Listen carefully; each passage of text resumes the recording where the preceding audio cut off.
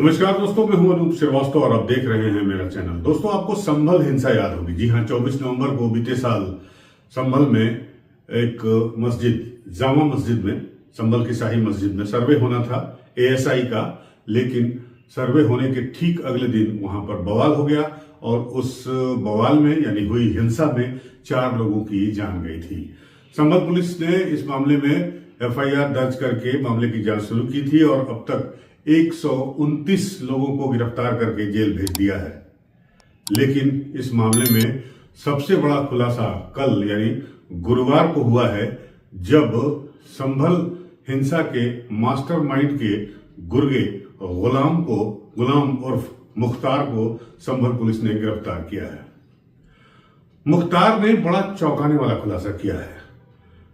मुख्तार ने बताया कि संभल हिंसा जिस दिन हुई उस दिन हिंदू पक्ष के वकील विष्णु शंकर जैन को मारने की साजिश थी और संभल हिंसा जिसमें 4 लोगों की जान गई और उस हिंसा में जो गोलियां चली, वो हथियार जो थे उसमें विदेशी हथियारों का इस्तेमाल किया गया था। जी हाँ, यह खुलासा सारिक पाठा के गुर्गे गुलाम ने की है। सारिक पाठा कौन है, इसके बारे में हम आपको बताएंगे और यह भी बताएंगे कि विष्णु शंकर जैन कौन है, जिनकी हत्या की साजिश ठीक एक दिन पहले रची गई ताकि उनकी हत्या होते ही यूपी में दंगा हो जाए या पूरे देश में दंगा हो जाए। आप बने रहिएगा हमारे साथ इस वीडियो में आखिर तक। इन बातों को जानने के लिए हम आपको बताते हैं कि संभल हिंसा के पीछे जो मास्टरमाइंड है वो दुबई कैसे पहुंचा। तो बने रहिएगा हमारे साथ और अगर आपको हमारा वीडियो पसंद आए तो हमारे चैनल को लाइक और सब्सक्राइब जरूर कीजिएगा। तो सबसे पहले तो आपको संभल के जो एसपी हैं के बिश्नोई, कृष्ण कुमार बिश्नोई, उनकी बाइट सुना देते हैं कि जो गुलाम गिरफ्तार हुआ है वो कौन है और गुलाम का आका जो शाकिर है वो कहां पे है। वो इस वक्त दुबई में है और वो पहले संभल में था, किस तरह से था, इसके बारे में हम आपको बताएंगे। लेकिन पहले इस पूरे मामले के बारे में जो खुलासा किया है संभल पुलिस ने इस मामले में चार्जशीट भी दाखिल कर दी है। तो उस दौरान जो है के बिश्नोई ने एक प्रेस कॉन्फ्रेंस की संभल में और उन्होंने इस बड़ी साजिश का खुलासा किया मीडिया के सामने। तो पहले आप उनकी ये बाइट सुन लीजिए कि किस तरह से गुलाम मोहम्मद का और उसके आका सारिक का जो रिलेशन था वो डी कंपनी से था। सारिक कैसे दुबई में बैठा था और किस तरह से वारदात के ठीक एक दिन पहले जो है वो फोन आया था। तो पहले आप ये बाइट सुन लीजिए के बिश्नोई जो संभल के एसपी हैं। एक हिंसा कारित की गई थी भीड़ द्वारा, जिसमें अभी तक कुल 79 लोगों को गिरफ्तार करके जेल भेजा जा चुका है। उसमें 29 पुलिसकर्मी एवं एक प्रशासन के व्यक्ति घायल भी हुए थे। कई लोगों को गोली भी लगी थी, उसमें घायल हुए थे। उसमें पुलिस द्वारा इन्वेस्टिगेशन किया गया है। थोड़ा प्रोफेशनल इन्वेस्टिगेशन के बाद में आज संभल पुलिस को एक अच्छी सफलता लगी है, जिसमें उस दिन घटना कारित करने वाले जिसने व्यक्ति द्वारा असले प्रोवाइड किए गए थे, जिस व्यक्ति के द्वारा इंस्ट्रक्शन दिए गए थे, जिस व्यक्ति के द्वारा ये हिंसा करवाने के लिए असले भी प्रोवाइड किए गए थे, उस व्यक्ति को पुलिस द्वारा गिरफ्तार किया गया है, जिसका नाम गुलाम पुत्र मुख्तार है। ये मोहल्ला दीपासराय नखासा का रहने वाला है। इस व्यक्ति को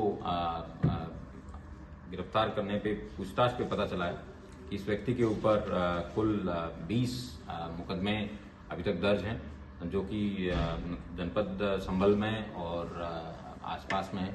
इसकी लंबी क्रिमिनल हिस्ट्री दिल्ली और एनसीआर के अन्य जगहों पर भी हो सकती है, उसका भी पुलिस द्वारा खंगाला जा रहा है। इसके द्वारा पूछताछ में बताया गया कि पूर्व में इसको राजनीतिक संरक्षण इसको और सारिक साठा को प्राप्त था, जिसकी वजह से ये लोग दीपासराय में बिना किसी चिंता के आराम से शांति से जितने भी आपराधिक गतिविधियां हैं वो करते आ रहे थे। लेकिन पिछले कुछ समय से पुलिस की सख्ती के कारण ये आपराधिक गतिविधियां संचालित नहीं कर पा रहे थे। इसके द्वारा यह भी बताया गया कि जो 24 तारीख को जो हिंसा है उसमें एक कोई वकील है जो कि बाहर से आते हैं और वो जगह जगह पे एप्लीकेशन डालते हैं। इनके द्वारा ये निर्धारित किया गया, जब प्लानिंग में असले देने के समय उन्होंने उसको ब्रीफ किया गया था, उसका फोटो भी उनको बताया गया था कि ये इस तरीके का व्यक्ति है, धुलिये का है, इसको जामा मस्जिद के अंदर किसी भी सूरत में पहुंच के उस व्यक्ति को खत्म करना है। उससे देश भर के अंदर हिंसा फैलेगी और ये लोग जो हैं देश भर में, दुनिया भर में फेमस हो जाएंगे। इन्होंने इस बात को एडमिट भी किया है कि जो इनके द्वारा बताया गया है, जिसमें इन्होंने कि जो मस्जिद है ये करीबन 500 साल पहले इसने एडमिट किया कि 500 साल पहले मस्जिद बनी है और ये हमारे पूर्वज बाबर की निशानी है और इसका रक्षा करना हमारा धर्म है। तो सुना आपने, एक बाकायदा संभल के नाम से व्हाट्सएप ग्रुप चलाया जा रहा था। उस ग्रुप पे मैसेज आया था कि संभल में जो सर्वे होना था, उसके पहले एक सर्वे हो चुका था, ये दूसरा सर्वे था जो होना था 23 तारीख को। उसके पहले ही एक रात पहले फोन आ गया कि इस सर्वे को नहीं होना देना है और साथ ही साथ हथियार भी सप्लाई किए गए और इस मैसेज में यह भी कहा गया कि ज्यादा से ज्यादा संख्या में लोग जो है संभल के जामा मस्जिद तक पहुंचे। गनीमत रही कि विष्णु शंकर जैन के साथ हादसा होते होते रह गया। विष्णु शंकर जैन को पुलिस ने अपने संरक्षण में लेकर उन्हें सुरक्षित थाने पर ले आई और उसके बाद बवाल बढ़ने के बाद वो वापस दिल्ली लौट गए। लेकिन ये एक साजिश रची गई थी और ये साजिश थी विष्णु शंकर जैन को मारने की और उनके मारने के बाद हुई प्रक्रिया में पूरे यूपी को दंगों की आग में झोंकने की। जी हाँ, खुदा न खास्ता अगर उस दिन विष्णु शंकर जैन को गोली लग जाती या वो घायल हो जाते या उनके साथ कुछ भी ऐसी अप्रिय घटना हो जाती तो पूरे देश में बवाल मचना तय था। क्यों तय था ये भी मैं आपको बताता हूं। इसलिए कि विष्णु शंकर जैन हरिशंकर जैन के बेटे हैं। हरिशंकर जैन जी एक बड़े ही सुलझे हुए आदमी हैं और मेरी उनसे व्यक्तिगत जान पहचान है और राम जन्मभूमि का मसला जो है वो उसके एक प्रमुख वकील थे। राम जन्मभूमि का जो वाद विवाद, वो चाहे वो लोअर कोर्ट में रहा हो, चाहे वो हाई कोर्ट में रहा हो, लखनऊ के हाई कोर्ट में था ये, उसके बाद सुप्रीम कोर्ट में, वो हर जगह जो है उन्होंने उसकी पैरवी की। तो विष्णु शंकर जैन जो है वो हरिशंकर जैन के बेटे हैं और उनकी उम्र लगभग 38 साल की है। 2010 में उन्होंने वकालत की डिग्री हासिल की और उसके बाद उन्होंने अपना वकालत शुरू किया।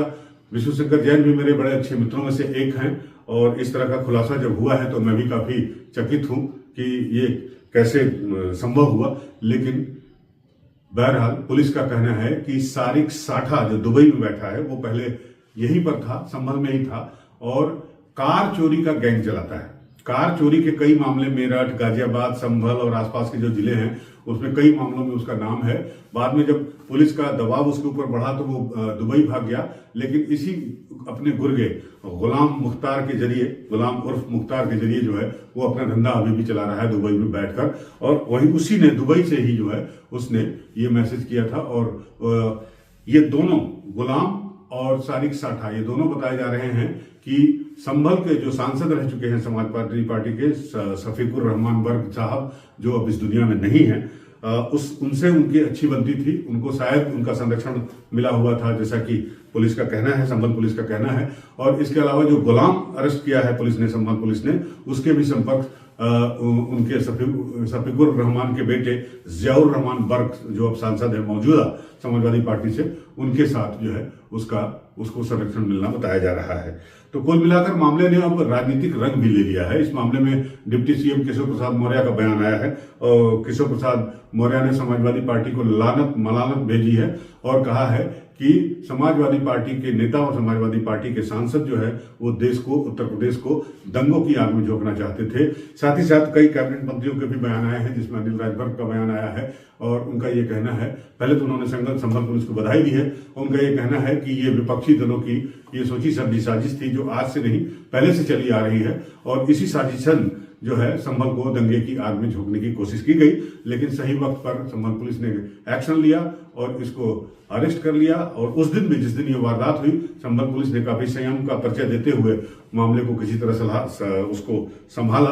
हालांकि उसको पूरी तरह से संभालने में कई दिन लग गए थे, बावजूद इसके जो है कोई बहुत बड़ा नुकसान उस घटना के चलते संभल में या बाकी उत्तर प्रदेश में नहीं हुआ था।